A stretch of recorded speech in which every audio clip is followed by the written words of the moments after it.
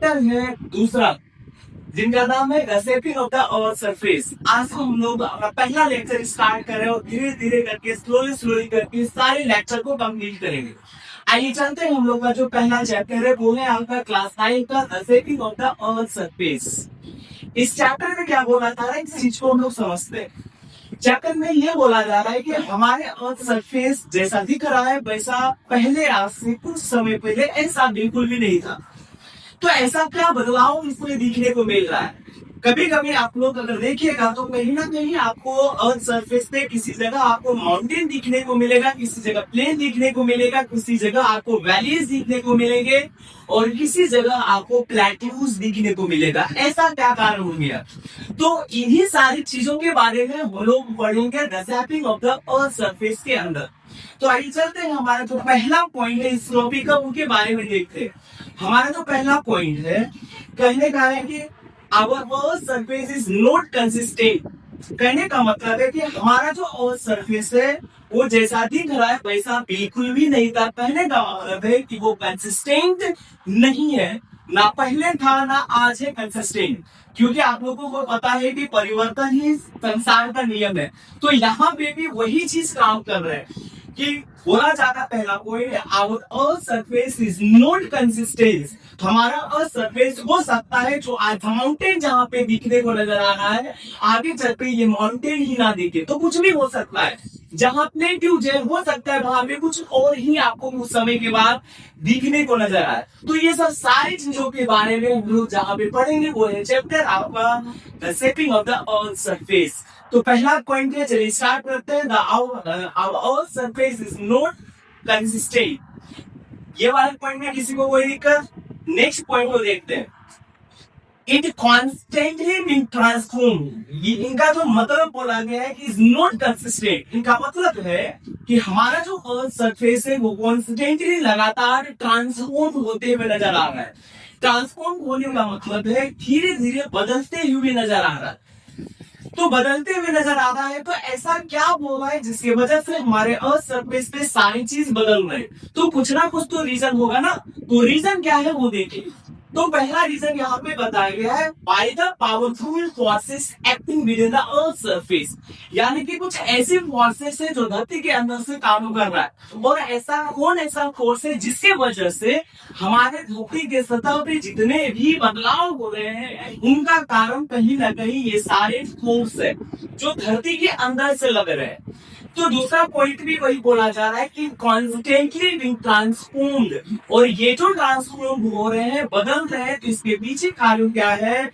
By the powerful forces acting with in the earth surface. यानी कि ऐसे forces हैं जो हमारे धरती के अंदर से लग रहे हैं और इन्हीं के कारण कहीं ना कहीं हमारे सरफेस का ट्रांसफॉर्मेशन दिखने को नजर आ रहा है। अब चलते हैं तीसरा पॉइंट। तीसरा पॉइंट कहने का मतलब है इन सारी चीजों का कहने का मतलब है कि हमारा अर्थ सरफेस कंसिस्टेंट नहीं है, हमारा अर्थ सरफेस कॉन्स्टेंटली ट्रांसफॉर्म होते हुए नजर आ रहा है। ट्रांसफॉर्म होते हुए नजर आ रहा है, तो इसके पीछे पावरफुल फोर्सेस काम कर रहे हैं जो विद द अर्थ सरफेस से लग रहे हैं। और इन सारी चीजों को जो एक्सप्लेन कर रहा है, इस तरह के आइडियाज को जो एक्सप्लेन कर रहे हैं वो थियरी दिया गया है। इनके पीछे जो थियरी है वो थियरी का नाम है the theory of plate tectonic. अब ये थियरी क्या है, इनसे पहले थोड़ा सा हम लोग बैकअप देखते हैं। पहला पॉइंट बोला गया कि हमारा जो अर्थ सरफेस है ये कंसिस्टेंट नहीं है। कंसिस्टेंट करने का मतलब है कि कॉन्स्टेंटली भी ट्रांसफॉर्म लगातार बदलते हुए नजर आ रहे हैं। इसके पीछे कौन सा फोर्स काम कर रहा है? तो लिखा भी गया है जो धरती के नीचे से लग रहा है वैसे फोर्सेस को हम लोग आज देखने को मिलेगा। या इस तरह के आइडियाज को जो एक्सप्लेन कर रहा है वो कर रहा है थियरी में जिसका नाम है the theory of plate tectonic. क्या नाम है थियरी का? Theory of plate tectonic. अब आगे देखिए क्या बता रहा है ये आइडिया, यानी कि इस थियरी ऑफ प्लेट टेक्टोनिक क्या बताया जा रहा है या थियरी ऑफ प्लेट टेक्टोनिक में क्या डिस्क्राइब किए जा रहे हैं या किस तरह के आइडियाज आपको बता रहा है द प्लेट टेक्टोनिक थियरी के अंदर। क्या आइडियाज है वो देखिए।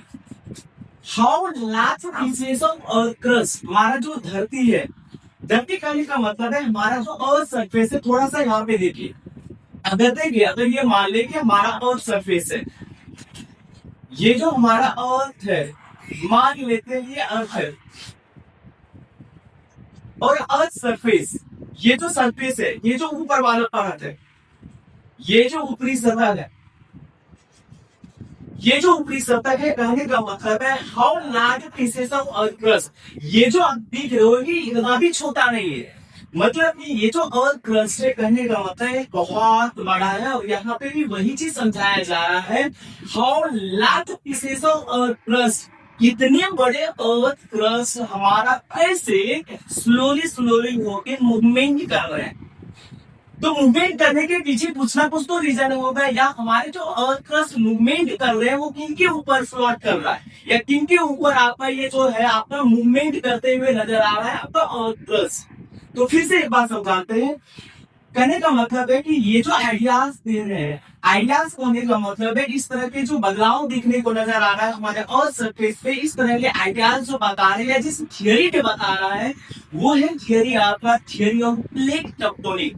और थियरी ऑफ प्लेट टेक्टोनिक आपको डिस्क्राइब कर रहा है कि हमारे जो large pieces of earth crust है, हमारा जो ये ऊपरी सतह है धरती का, जो ये ऊपर का ये जो सरफेस है, ये किस तरह से स्लोली स्लोली कहीं ना कहीं किसी मल्टी मेटेरियल के ऊपर फ्लोट करते हुए नजर आ रहा है या मूवमेंट करते हुए नजर आ रहा है। और इस फ्लोटिंग मटेरियल को हम लोग जो बोलते हैं इसको हम लोग मेगमा बोलते हैं, जिसके ऊपर आपका अर्थ सरफेस फ्लोट करते हुए नजर आ रहा है। फिर नीचे नीचे अगर देखें तो यहाँ पे एक तरह का मोल्टेन मटेरियल्स है, और इसी मोल्टेन मटेरियल्स के ऊपर हमारा जो अर्थ क्रस्ट है ये फ्लोटिंग करते हुए नजर आता है या स्लोली स्लोली मूवमेंट करते हुए नजर आता है। और थियरी भी यही बता रहा है, थियरी ये बता रहा है कि हमारा जो ऊपर का अर्थ क्रस्ट है ये कहीं ना कहीं किसी मोल्टेन मटेरियल्स के ऊपर फ्लोट करते हुए नजर आ रहा है। और थियरी का मतलब ही यही चीज है। आगे देखिए क्या, अब जब हम लोग यहाँ पे देखिए कि कहीं ना कहीं हमारा जो अर्थ सरफेस है या अर्थ क्रस्ट है वो मोल्टेन मटेरियल के ऊपर फ्लोट करते हुए नजर आ रहा है, तो कहीं ना कहीं ये मूवमेंट की वजह से जब आपके मूवमेंट होंगे तो कुछ ना कुछ तो बदलाव होगा।